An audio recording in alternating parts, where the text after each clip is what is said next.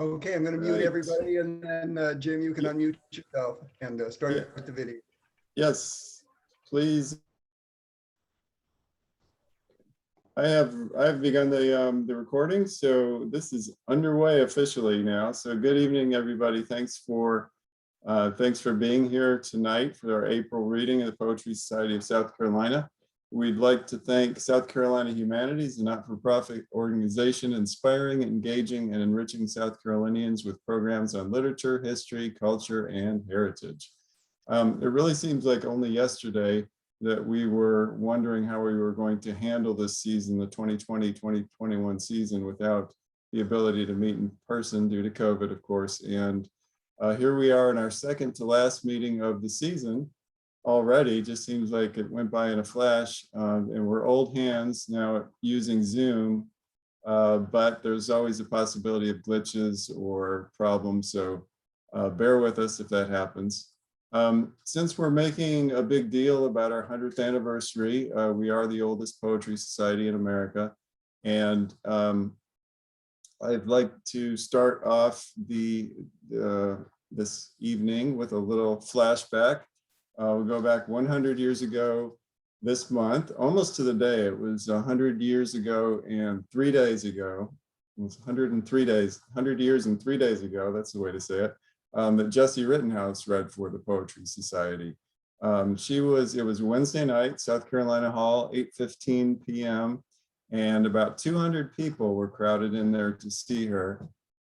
She was instrumental in forming or helping the Poetry Society of South Carolina form. She was the secretary of the Poetry Society of America in New York City. And our founders thought that they were going to become something of a franchise of that bigger organization. And it never really turned out that way, but they did work directly with Jessie Rittenhouse to establish our group. And she was very helpful in terms of sending poets our way. And she was the third guest to speak, so after Carl Sandburg and Harriet Monroe. So let's see. I'm going to go, this is where I'm going to have to share, see if this works. Oh, this would be nice if it does. This is a little slideshow. So it was April 6th to 1920 that I'm trying to get all this. So are you looking at a little piece of a newspaper clipping here? Is that? Yes, woman poet. Okay, good. Yes, the woman poet is Jessie Bell Rittenhouse. She was born in New York State, taught school in Michigan, worked in Buffalo, New York as a literary critic, and then she worked for 10 years as the poetry reviewer for the New York Times. The picture of her probably when she was a lot younger than when she read for the Poetry Society. But during the 10 years between 1914 and 1924, she was the secretary of the Poetry Society of America, and she was an active lecturer. She was going all over the country talking about poetry. This is her a little later. She might have looked like this when she read for the Poetry Society. It was later in life. She had never been married until she was about 55 years old. She married the poet Clinton Scollard. You look like a lot like that. And he was a lot more famous than she. He was well known. He was a professor, and he was well known as an expert crafter of poetry. Maybe not more than that, but that was his second marriage. They got married just a few weeks after he divorced his first wife. So he made his living later in life exclusively through poetry. He was the author of 24 books, and he died in 1932 of heart failure. And he's buried, oddly enough, with his first wife. So that was kind of strange. And she died after he did. Let's see what else. Jessie herself only wrote 4 books of poetry. but many of her poems were set to music by well-known composers. And when she read for the first time for the Poetry Society, she was reading from her second book, which was called The Lifted Cup, and it had just been published. She died at the age of 78 in Grosse Pointe, Michigan. And you can see her gravestone here is a lot more modest than her husband's and his first wife's. But if you're interested in learning more about Jessie Rittenhouse, she did write an autobiography called My House of Life, which I haven't read, but it seems like it'd be interesting. She wrote that right after the death of, after Clinton scholared. Now I am going to try to stop the share. Okay, so you should be able to see me now. Is that accurate? Okay, we're going to put the past behind us and get started with the present, the live today. And my friend and Vice President Curtis Derrick is going to introduce our warm-up poet. So Curtis, unmute and take it away.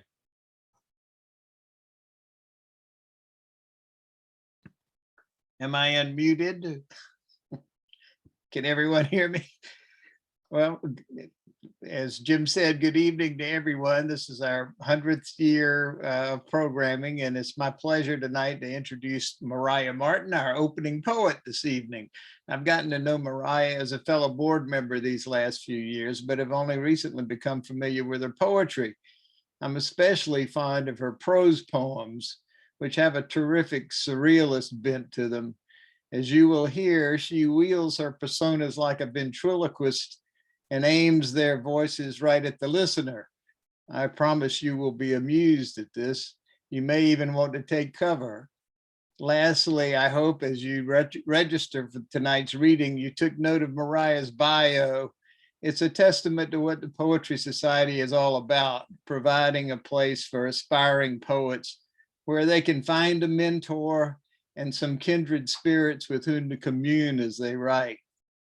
Please welcome Mariah Martin.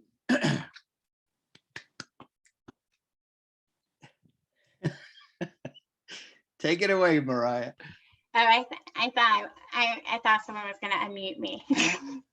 Hello, thank you for coming. I'm excited for tonight. I have been imagining having Chad back in Charleston to read since working with the Poetry Society and his book first coming out. I thought it would be in real life, but Zoom is nice too, and we'll do real life another time. My first poem is called I Am Not a Complete Monster. Some days I'm overwhelmed by this nagging feeling. It's not that my shrieks don't kill men, because they do. It's not that my blinking eyes don't lure men unto my rocks. To be honest, there are nights I don't even dive after them. There are other things to think about, like birds. Somewhere dry as a child who is learning to dress. I've seen men and dreams that fell from steeples smiling. I've seen the wind. No, I have not seen the wind. That's not what bothers me. There is a time of day when the sea perfectly mirrors the sky. In the water, although it is still water, feels like nothing on my skin. The horizon disappears in all directions. The horizon is a concept I taught myself when some men burst forth gasping for air. So that's one of those prose poems. I find that I'm more interested in writing about feelings than, lived experience or things I can see, probably because I have, so many big feelings of my own, but also because I do think that most big feelings are universal. And I would rather not have the temptation of trying to, of exploring a feeling through my lived experience and trying to kind of claim it for myself, which is why I find the speculative mode really enjoyable for me, because I think we can all identify the same feeling of alienation, and I think that having it in this other surreal world is a way for me to feel less closer to other people, which is maybe the point of my writing poems. So the next group of poems I'm going to read is sort of like a self-portrait in that mode of me at different ages. And the first one is 19. I have a banana and a sweet potato. I have a coffee machine and a rug that matches my bed. Welcome to my bed. I have these 2 beers. Do you want one? What's it called when you are walking down the street in one direction, but then you turn around and you are somewhere else entirely? I mean, where were we the day you called out to me? I was trying to find my keys. A car passed and I was back where I started. I found a pack of matches with their heads bent back. I found that suddenly it got colder. I saw little shining things everywhere I looked, but they weren't the ones I needed. So I waited, just like you said. Somebody came back for me. 14. I knew I was shrinking because nobody could hear me. I was looking for someone to be my new dad. All the dads were looking for something else. In the evenings, my mother came and tucked me into her car. The trees sped up as we reached them. That year, people were waiting for a shoe to drop. Then the shoe dropped, so they began to go about their business. A man raked some leaves into a pile. A man said what he meant all along. A man found a cup that had rolled under the couch. And yes, I lived in that cup. 5. I am watching the light under the door for my parents' feet. I am going to sleep. On the table is a glass of water and another glass of water. The chair at my desk turns into something you wouldn't like. There's a reason not to tell anyone. In my dream, I looked down at my body, but it wasn't a dream. Not a lot of things go up. I caught the balloon by the end of its string. I did not catch the balloon. I was sorry to see it go. A lot of things get smaller. Shoes, jackets. Don't laugh at me. I know the sound a dog makes when it's in love. I know what people do when they get married. There are grown-ups in the other room, but they are not there for me. And that's not the only thing. And then this is my last poem. It's called Made for TV. I would like Mary Kate and Ashley Olsen to play me in the movie of my life. One could look for my phone, while the other misplaces an important piece of paper.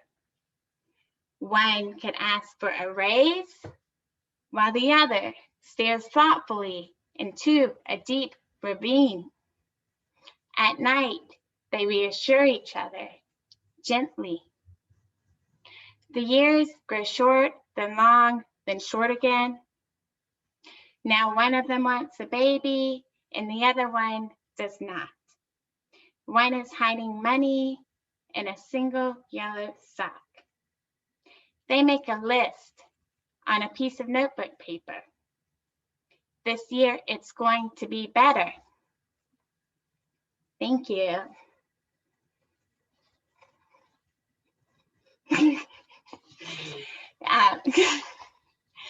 Chad, you're gonna love the silent applause. Okay. Fantastic. Thank you. Mariah. Thank you, Mom. Mhm. So I would like to introduce Chad Abushanab. He is the author of The Last Visit, which won the Donald Justice Poetry Prize. His poems have appeared in the New York Times Magazine, The Believer, Best New Poets, Poetry Daily, Verse Daily, and more.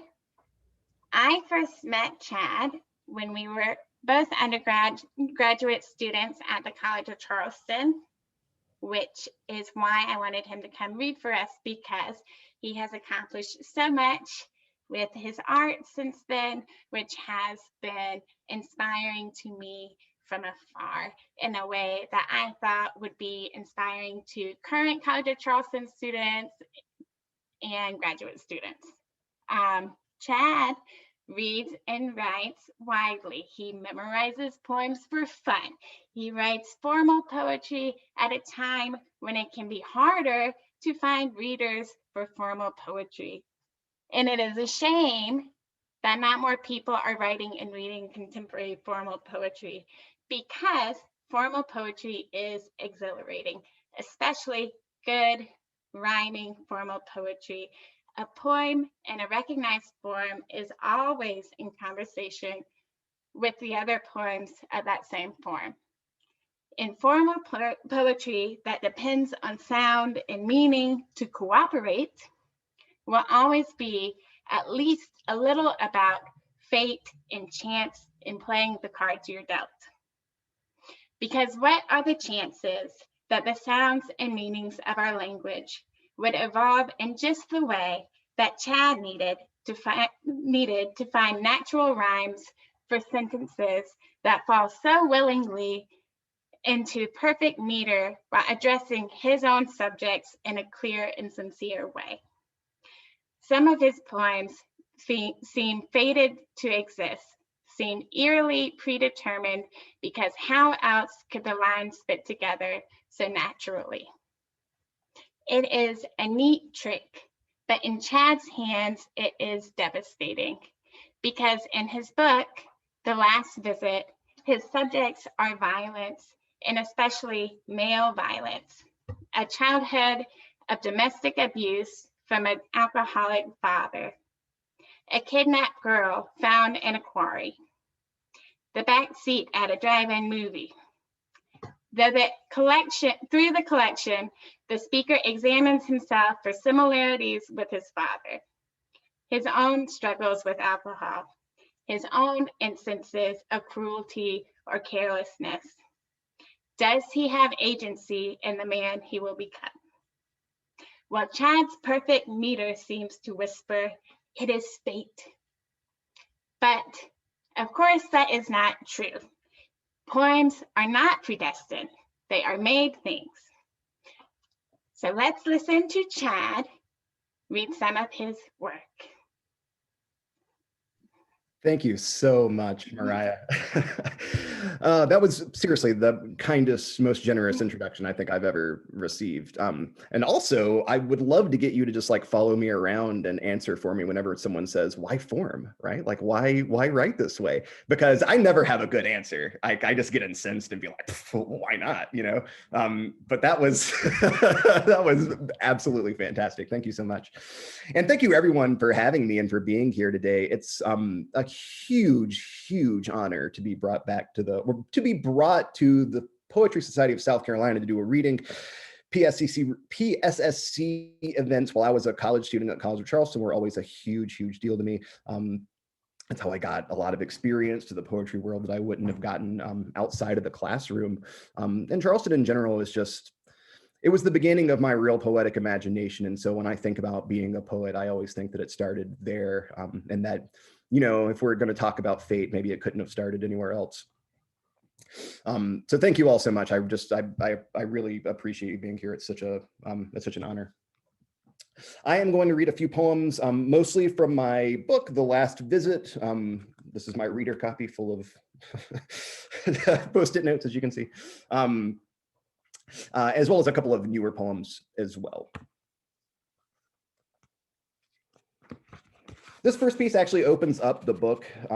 It is called Negatives Under Microscope. Can everybody hear me all right, by the way? Is this good? Okay, great. Negatives under microscope.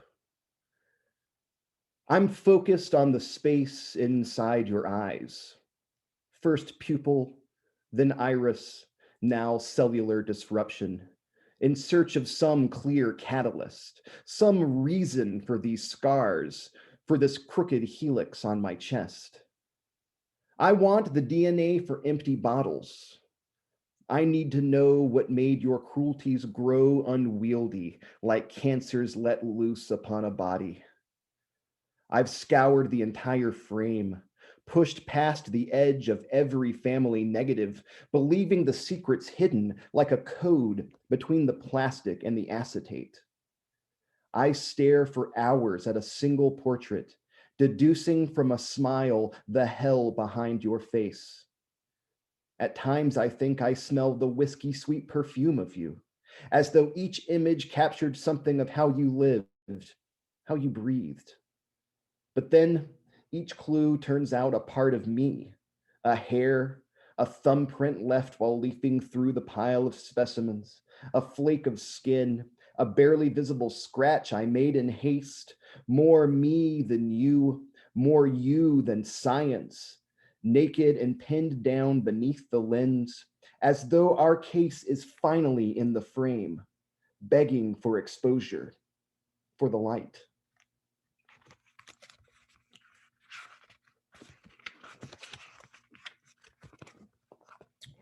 This poem's called Dead Town. There's also a very obvious positive like aura to all of these poems, just so you know. Dead Town. A dead town full of ghosts. It left behind its brick and mortar bones, the pharmacy windows dark with dust. Each day we find the bijou movie houses bleached marquee unchanged, and no one really seems to mind. 7 o'clock, the day the earth stood still. The seats stay empty since they closed the mill. Instead, we haunt the late night A&P, the last place left to shop for Wonder Bread, Del Monte peaches, Chef Boyardee. We eat our dinners sitting up in bed. For company, the rabbit-eared TV. Infomercials fill the anxious quiet. The midnight mantra, don't believe us? Try it, echoes through our rooms paid by the week. It drowns the sound of industry collapsing, the deafening crash of silence at its peak. No cars, no crowds, the old mill making nothing. The sound of losing purpose, so to speak. Our part-time days, like stories stretched too thin, cannot escape the were and was and when.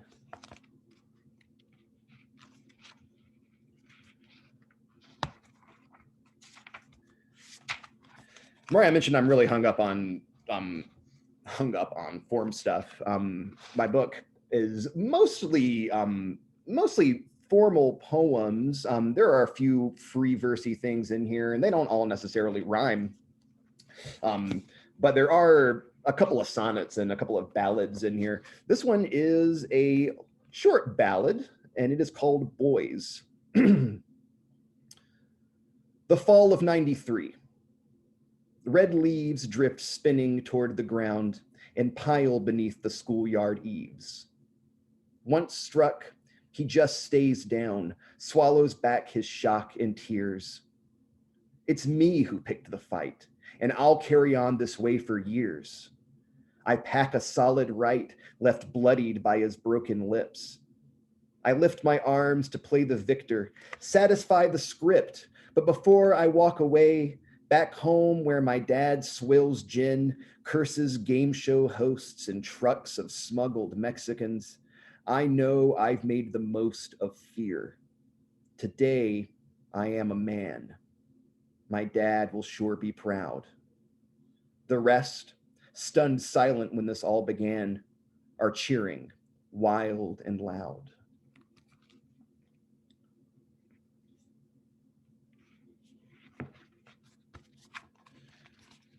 This poem's called The Dive. It's about, like a dive bar. Every time I read it to someone who has lived in the same place as me, they're like, oh, I know exactly what you're talking about. I know exactly the bar. And I'm like, actually, it's not, I didn't base it on a place. It's like an amalgamation of all the crappy dive bars I've hung out in my lifetime. But I had somebody be like, oh yeah, that's definitely like Charlie's down on Fifth. I'm like, no, it's not. The Dive. A busted exit sign above the door invites no one to leave. The windows are barred, and the panes themselves are painted over with tar. No questions as to what this place is for. The regulars all stare into their drinks, lamenting futures, forgetting pasts. Bar stools are split at every seam. The tavern rules say no cussing, though mostly no one speaks. They're married to their grief, you think. But here you are, Jack Daniels and your worries. The same as any drunk who will not lay the blame on himself, drowning instead in whiskey and beer. A man with roadmap eyes searches his pockets for jukebox change and comes up short. Instead, the ceiling keeps rhythm with each dead minute tumbling off the highlight clock. It's closing time for another drink. The barkeep brings it over, snatches the cash, flicks his cigarette, and drops the ash into the rusted pit of a clogged up sink. This dive, this glass, these greasy fingerprints, they're each a part of something very old, a need to slow the way a story's told, to keep it all from making too much sense.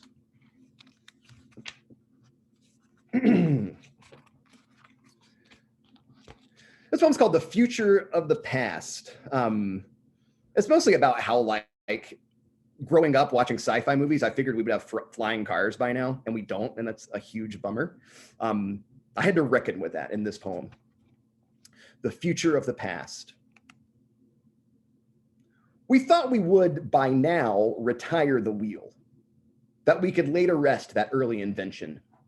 Instead, the sidewalks just became more cracked, more broken apart by wild vegetation pushing through fissures and worn out roads. The movies lied. They promised us new modes of transportation, but science fiction lacked the science frame by frame and reel by reel. Our stories rarely end in slow dissolve. A floor of music, credits, special thanks to all of those that made this possible. There are no squibs, no CGI, no blanks. Our futures stall. Our cars will never fly. And when our loves begin to die, they die. We always want what's most improbable. Our hearts, like the first machines, do not evolve. Let's see, how about a sonnet? This is a sonnet with a very sonnety tradition. It's called To Speak of Woe That Is in Marriage, which is a title I stole from A.E. Stallings, who stole it from Robert Lowell, who stole it from Chaucer, right? I'm pretty sure it's from The Wife of Bath's Tale. So it's got a long lineage of just, hijacked, the hijacked title has a long lineage. Stallings and Lowell's were both sonnets, and mine is a sonnet as well. To speak of woe that is in marriage. When his drinking gets bad, she cannot meet his eye. He stays out late. Out where? She does not know. He sweats Manhattans, answers slurred and slow, and staggers while he's conjuring a lie. She hides his keys, the wreck not long ago, then holds him shaking in the upstairs hall as he talked her into one more drink, that's all. The years of bargains wore her down, and so tonight she listens for his breath to fall into a raspy sleep. When the powder glow of not quite dawn falls on her naked woe, she writes a note, I've gone, please do not call, then tears it up, resigned to quantify the endless nights it takes for him to die.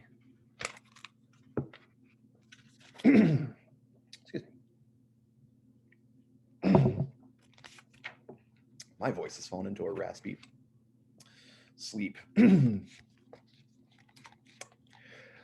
This next poem is called Poem Begun in a West Texas Corn Maze. I've been trying to write a poem about a corn maze for like 10 years. I mean, I've been trying to write a poem about a corn maze since Mariah and I were in class together back at College of Charleston. I've had so many false starts, and so many have just like, it's almost like navigating a maze. You just get lost and it turns into nothing.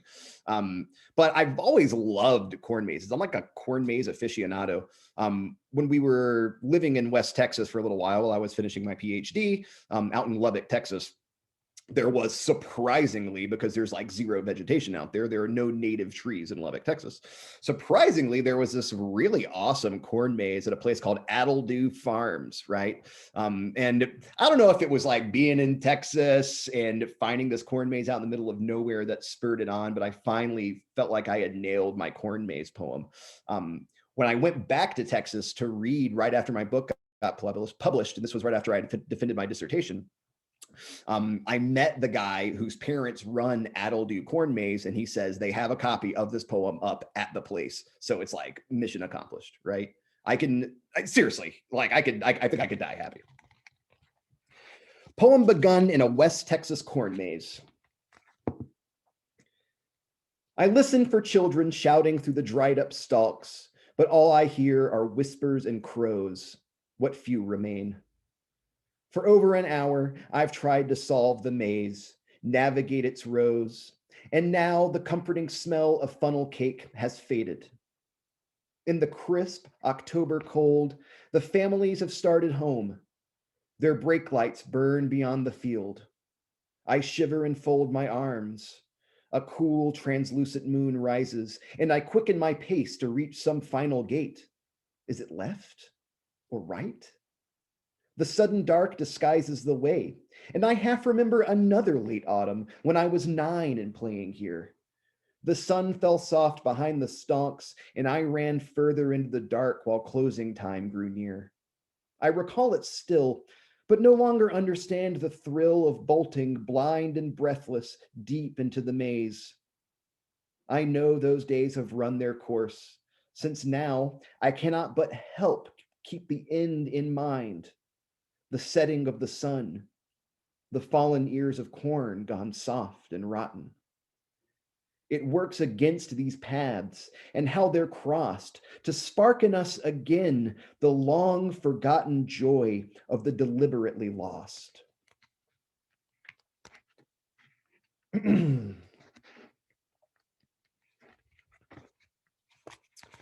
Let's see, a few more.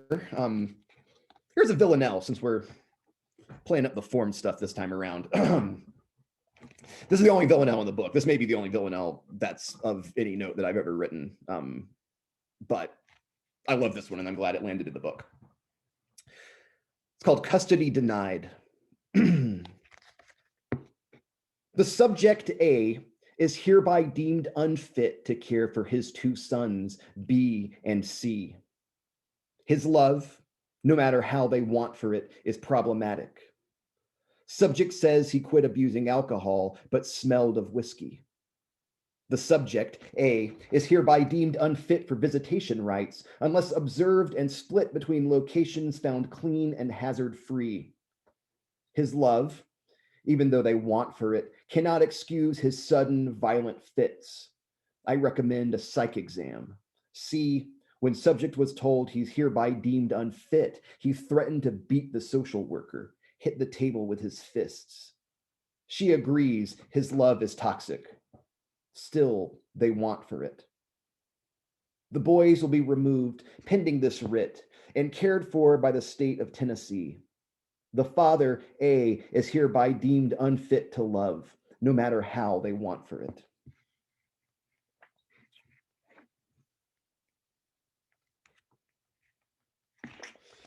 The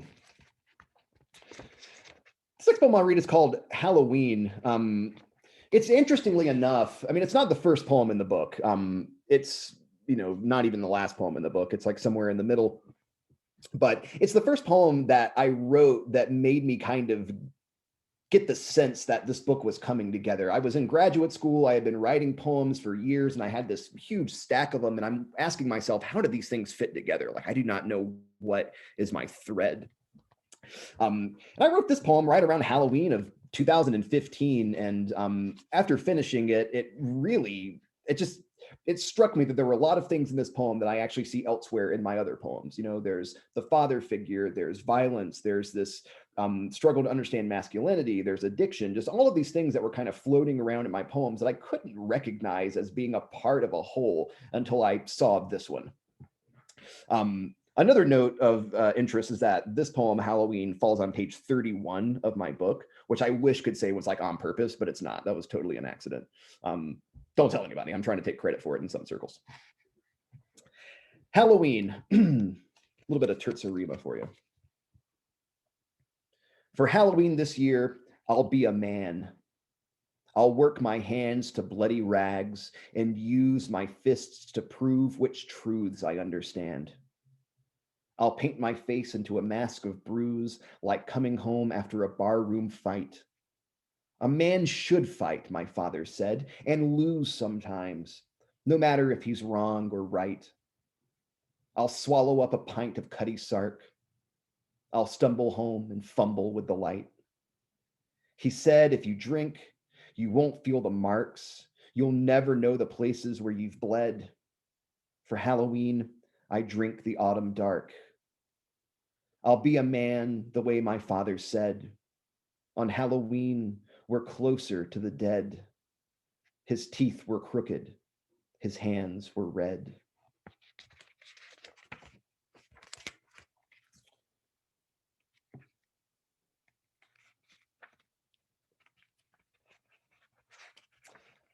Let's see, how about a couple of more from the book and then maybe a newer poem, and then we can open it up for any questions I guess anybody might have. These two are kind of like paired in my mind. They're sort of like companion poems. The first one is called Small Funeral. I find him curled up on the lawn, a silver tom turned stiff with frost. A portion of his skull is gone. A frozen ring of blood's been tossed in jagged flashes. Now here he lies, where first November ice preserves the violence for my morning eyes. Its monument goes undisturbed. I think about my brother dead at 20, the broken window glass, the stench of burning flesh, his head cracked open in the moonlit grass. And I know a tombstone is less real than records of post-mortem harms, or bodies twisted up in steel, or bones that sprout from broken arms. Some are left as misshapen vessels, mangled beyond the point of prayer, when morning mist dissolves like angels and night escapes the fuel-soaked air. I kneel beside the cat and tear his body from the greedy earth. The ground is hard this time of year. I'll dig a grave for what it's worth. And the kind of companion piece to this poem is called A Voice from the Wreck. This was the one that was chosen by Rita Dove for the New York Times Magazine, which is probably, aside from the corn maze thing, the best thing that's ever happened to me in my life. A Voice from the Wreck. I'm an accident on the south side of town, on the outskirts where the desert holds its ground against the streetlight's last defenses. I'm the fire leaping from the Chevy's frame to smite the sky and drain the cool out of the night. I'm the cell phone in someone's shaking hand, woken up by the explosion in the street, the calls for help. I'm an ambulance, a siren in the dark. I'm the stoplight. I'm the kid out driving drunk, vodka on his breath and bile in his throat. I'm the headlight slamming final recognition. And when you whisper names like curses in your room, I'm the smell of gasoline in bloom, the blood-stained moon behind the clouds. I guzzle broken bones and busted radiators, coolant running thick in thirsty gutters. And if you ever manage to shut your eyes, to sleep, I'll wander from the wreckage as you dream.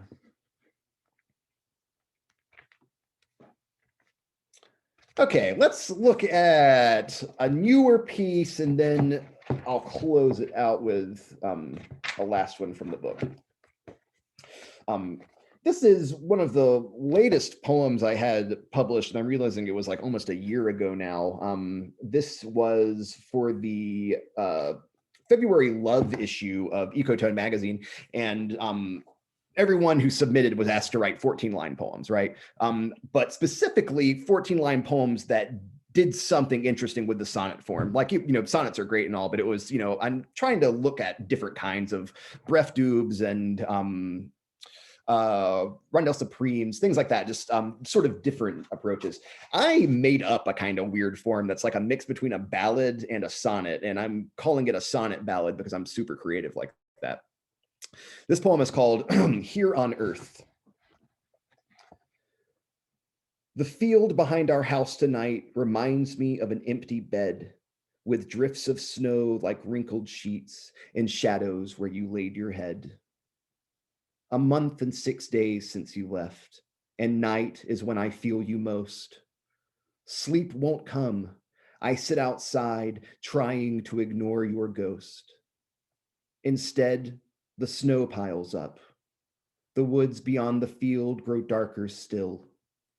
I shut my eyes against the cold, swallow another sleeping pill, and brace myself to face the numb white space, the bed you're missing from. And I'll close with another sonnet. I told you I was nuts for these things. This is just a straightforward sonnet, no variation at all, really. It's called On the Dread Ranch Road, just off 283. Out in West Texas, where I was living for a little while, there are these disused ranch roads everywhere. Just like roads that kind of go off into nothing and nowhere and that kind of peter out to dust. They're like all over the place. And I was in graduate school and I had this like fantasy that if I ever, like, if things just got too hot to handle, like if I just couldn't take it anymore, that I could just get in my car and like drive out on one of these ranch roads and disappear. Like I'm just going to go off into the red dust and stay there as long as it takes for things to cool down. On the Dread Ranch Road, just off of 283. Stars are fired up like scattershot. The howls of wolves that saunter near extinction echo across the plains until they're not. All of them are headed one direction. My father was a drinker. So am I. An echo of a tune in drunken time. The bottle is an instrument, and rye, the amber music spilling over. I'm thinking about the rhythm of decline. He measured his in knuckles, hookers, drinks. I start to wonder how I'll measure mine, the ballad of the triple whiskey jinx, but the wind begins to sigh of tired things. I pull the bottle from the bag. It sings. Thank you very much. Ah, yes, silent applause. Shower me with love. It is unfortunate that you can't hear us clapping, or that if we were clapping, you couldn't hear it. Because that really adds to your experience, and that's what we're all missing out on now. But Chad, thank you for that beautiful reading. It was really wonderful. Mariah has posted something on the chat for how to order The Last Visit, which is something I'm sure many people are going to want to buy after that reading. Absolutely. Thank you for doing that, Mariah. And if you would like a signed copy, you can reach me at my website and we can talk about that as well, which is also in the chat. Okay, so now you get the website. Chad, could you talk about, you're doing a workshop for us tomorrow morning, right? Yeah, absolutely. Talk about that.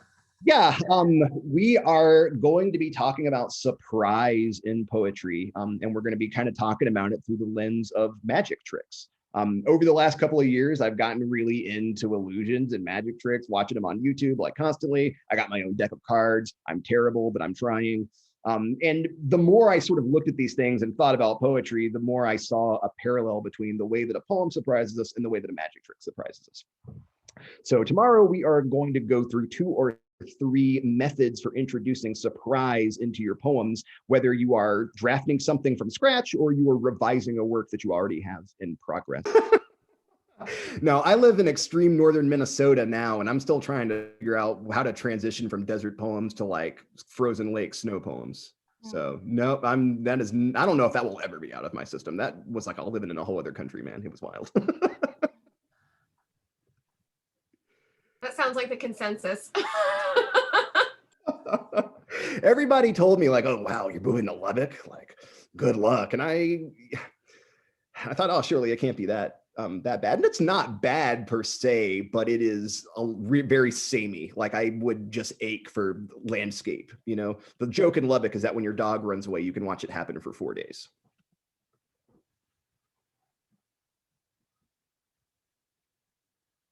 Chad, what book of poems are you reading right now? I am reading Griefland by Carrie Shippers. She had a poem on Verse Daily recently called My Dead Husband. And it was like just the most heartbreaking thing I'd ever read. It was so beautiful, and it was funny and sad. And I mean, I like pulled it off and taught it to my class that day, and then bought the book and everything else she had written that day as well. So that book is really good. I'm reading John Murillo's Contemporary American Poetry. That's very good as well. And